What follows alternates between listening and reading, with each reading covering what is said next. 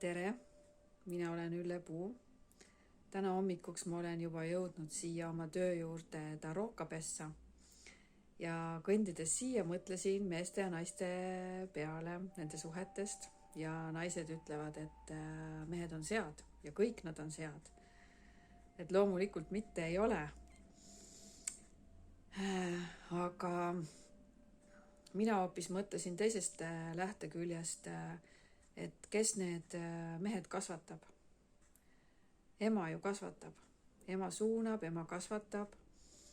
Ja kui teie kasvatate oma poegi, siis palun lähtuge sellest, et te nagu kasvataksite te omale tulevast meest, sõpra, abikaasat, et millisena te teda näha nagu tahaksite.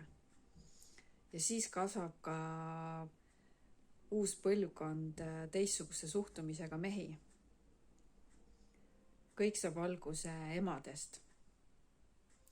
Siis isad saavad olla eeskujuks oma poegadele, oma käitumise ja suhtumisega oma naisesse ehk siis poja emasse. Ja kõik on taas jällegi omavahel seotud.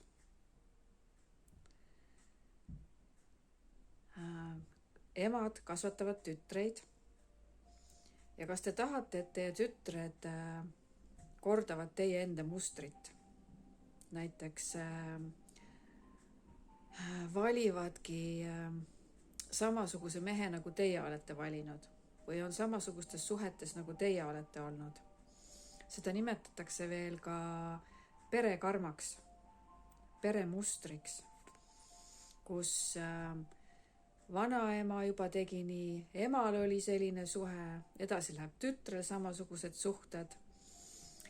Praeguse seisuga ma räägin suhetest, aga see võib ka rahaga olla seotud, et vanaema oli juba vaene, edasi vanaema, tema ema ja tema ema, tütar pärast, kõik on vaesed.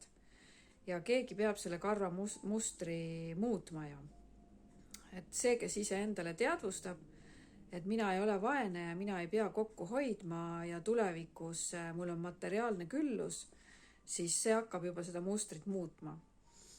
Aga et kasvatades tütreid, tagasi nüüd tulla alguse juurde, siis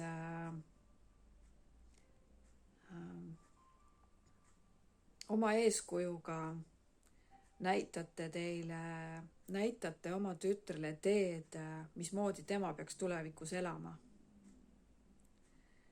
Ja kui te tahate sellist elu oma tütrele, siis laske käia. Aga kui mitte, siis muutke midagi oma suhtumistes, käitumistes, oma valikutes, oma väljaütlemistes, oma mõttemustrites.